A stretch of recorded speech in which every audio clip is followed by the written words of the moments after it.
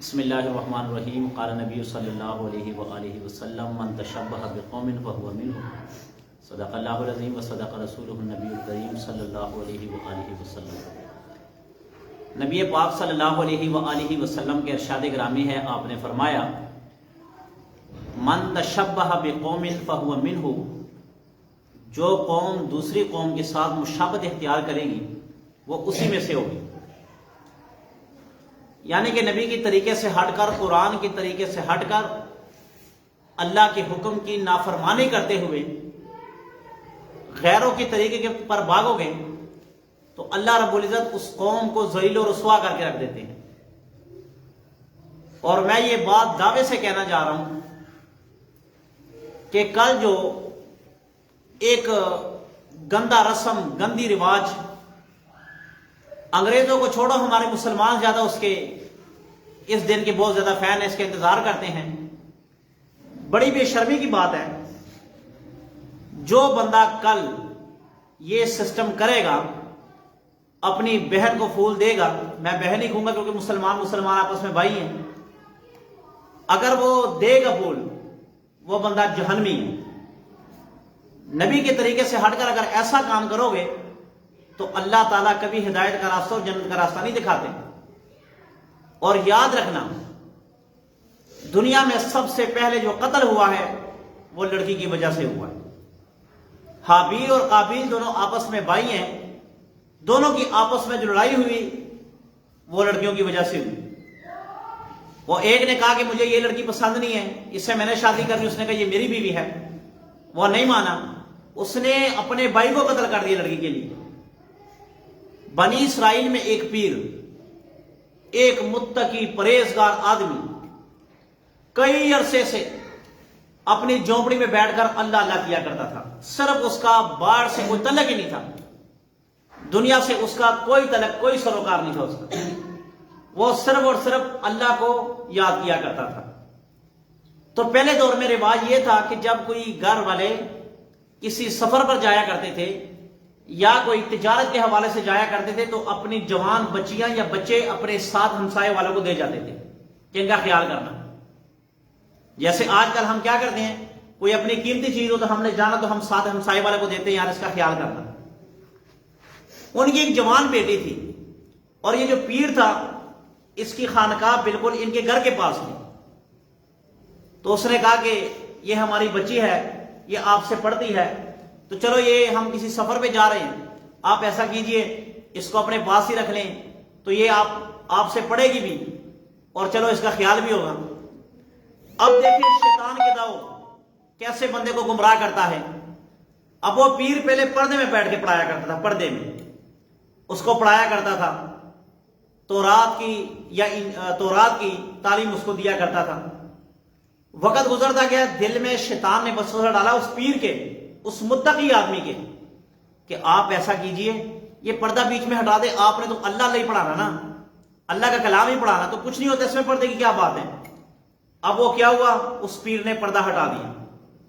جب پردہ ہٹا دیا، اسی طرح یہ آپس میں قریب ہوتے کہ ایک دن ایسے آیا اس کے دل میں وسوسہ اور شیطان نے خیال ڈال دیا کہ ہم یہ کرنے جا رہے ہیں۔ اب وہ کیا، زنا کی طرف مائل ہو گئے۔ اب جب اس لڑکی سے وہ پیر، وہ متقی آدمی جو اللہ اللہ کرنے والا تھا، شیطان نے دونوں کے آپس میں ایسا ملاپ کروا دیا کہ دونوں کے خواب شرمندہ ہو گئے۔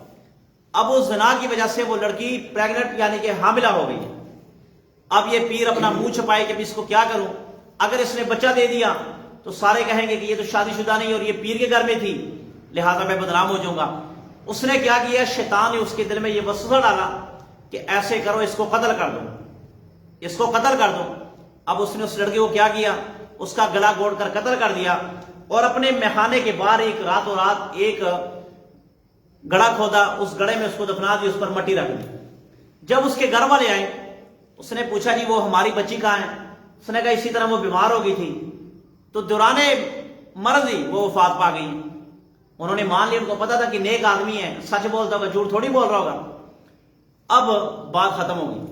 کچھ عرصہ گزرا، شیطان اس گھر والوں کے خواب میں آیا کہ آپ ایسا کریں، آپ کی بیٹی جو ہے، آپ کی بیٹی وہ مرض کی وجہ سے نہیں مری، بلکہ اس پیر نے اس کے ساتھ زنا کیا اور زنا کی وجہ سے حمل ہو گیا تھا، اور اس نے اس کو قتل کر کے اپنے گھر کے سامنے، آپ کے اور اس کے گھر کے درمیان میں وہ ہے۔ اب انہوں نے صبح اٹھ کر جب گڑھا کھودا تو لڑکی کی لاش اس میں سے برآمد ہوئی، انہوں نے پکڑ کے پیر کو قتل کر دیا۔ یعنی کہ یہ سارے معاملات لڑکی کی وجہ سے خراب ہو رہے ہیں۔ بے انتہا بغیرتی کی بات ہے کہ سارے ایک غیروں کی طریقے کی طرف چل پڑے۔ ویلنٹن ڈے، پول والا دن، پول والا دن، بھائی لانے تو ایسے رسم پر کہ جو میرے نبی کے طریقے سے ہٹ کر ہو، قرآن کے طریقے سے ہٹ کر ہو۔ میں مسلمان بچوں اور بچیوں کو پیغام دینا چاہتا ہوں، آپ مجھے یہ بتائیں انگریز نے کون سا وہ دن منایا کہ آج تمہارے نبی کی ولادت کا دن ہے، ہم آپ کے ساتھ مل کر درود شریف پڑھیں گے؟ کیا آپ نے کبھی سنا ایسا؟ کبھی نہیں آپ کے سننے میں آیا ہوگا۔ کیا آپ کے ذہن میں ہے کہ آپ آج رمضان مبارک کا مہینہ ہے، مسلمانوں کے ایک خاص تہوار کا دن ہے، ایک عبادت کا دن ہے اور عبادت کا مہینہ ہے، ہم اس کے ساتھ آپ کے ساتھ مل کر ہم بھی روزے رکھیں گے؟ نہیں کیا۔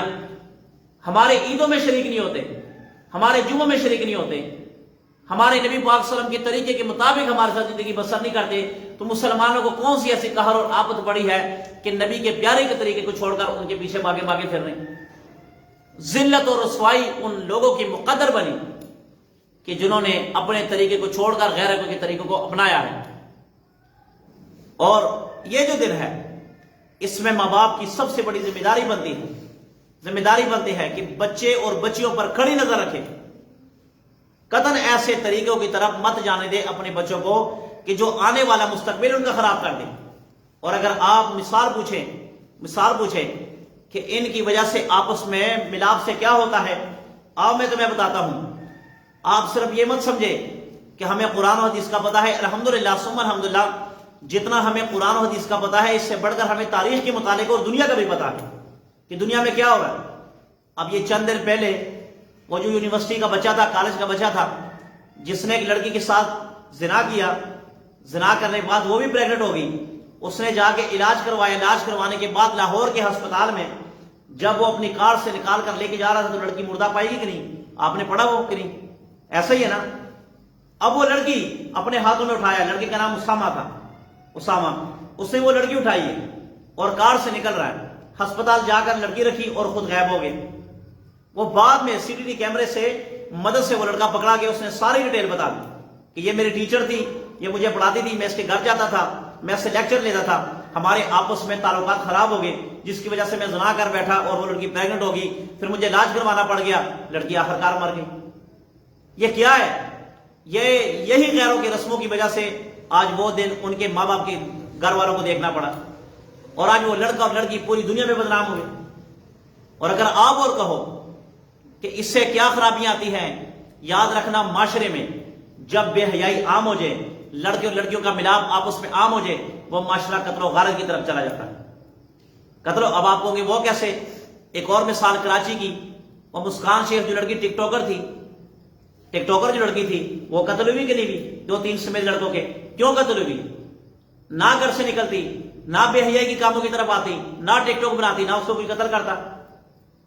آج تک آپ نے کبھی سنا پردے میں بیٹھی گھر سے لڑکی نہ نکلنے والی اس کو کسی نے قتل کیا ہو؟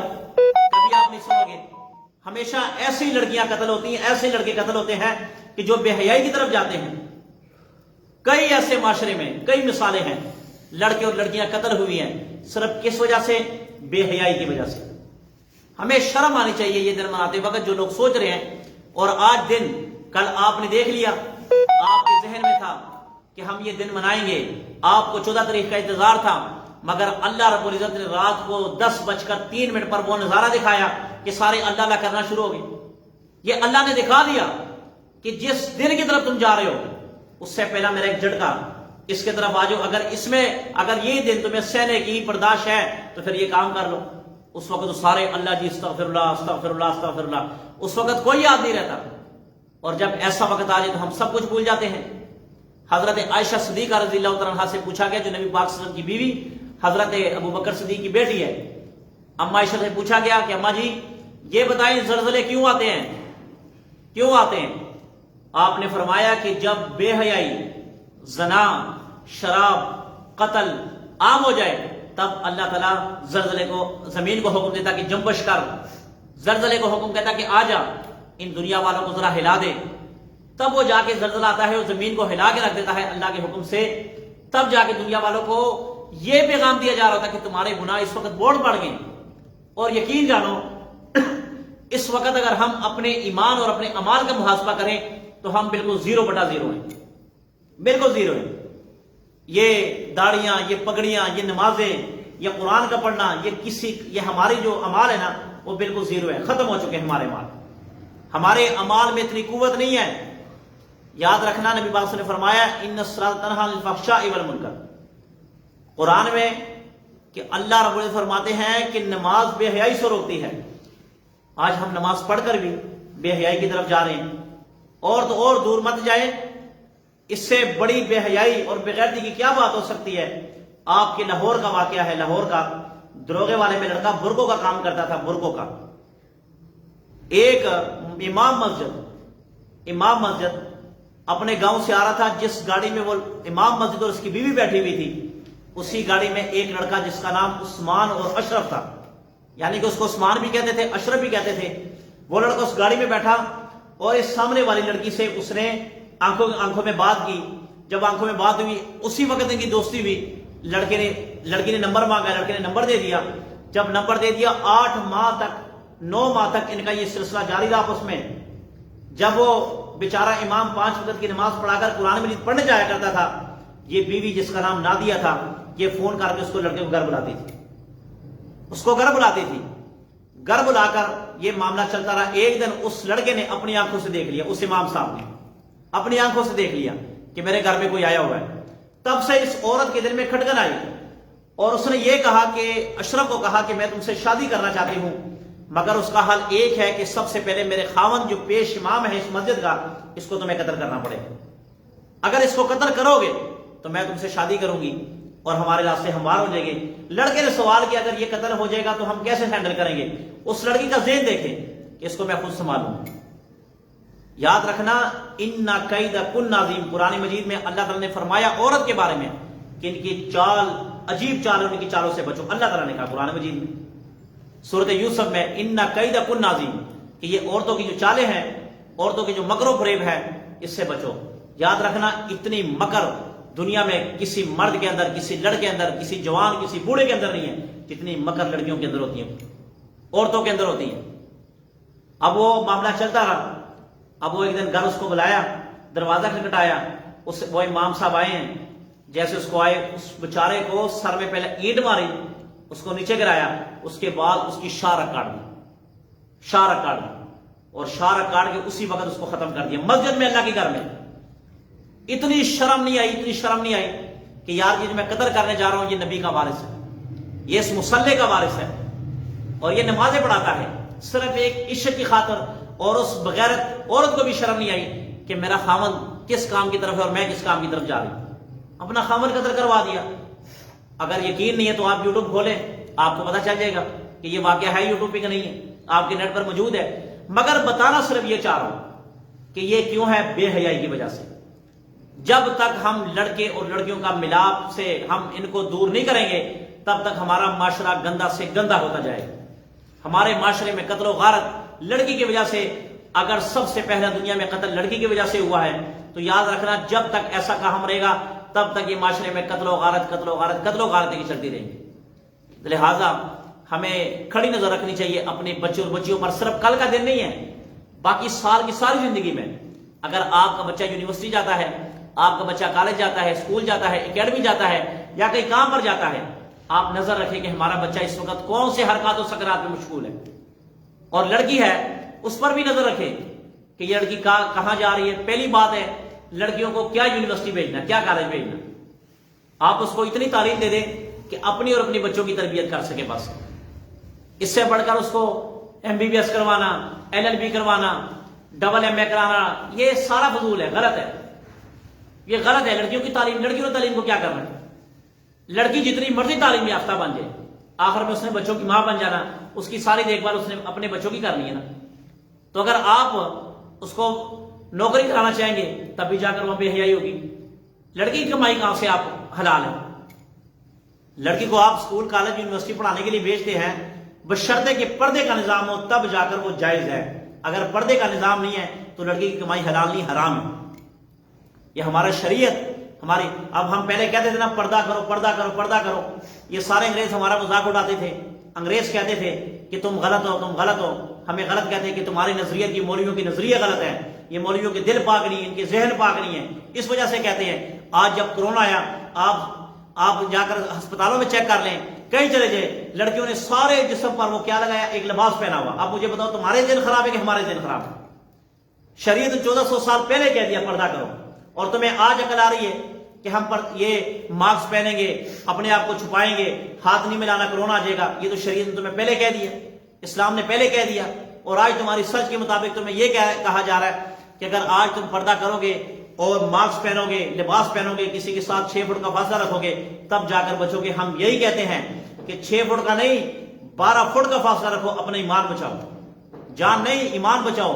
جان تو ایک دن جا کے رہنی ہے, مگر ایمان نہیں آتا واپس, ایمان نہیں آتا. انسان بیمار ہو جائے جان دوبارہ آ جاتی ہے, طاقت دوبارہ آ جاتی ہے, مگر اکھڑے ہوئے سانسیں بھی دوبارہ, اگر انسان کو آکسیجن مل جائے تو اس کی اکھڑے ہوئے سانسیں بحال ہو جاتی ہیں, مگر گیا وہ ایمان کبھی واپس نہیں آتا, کبھی واپس نہیں آتا.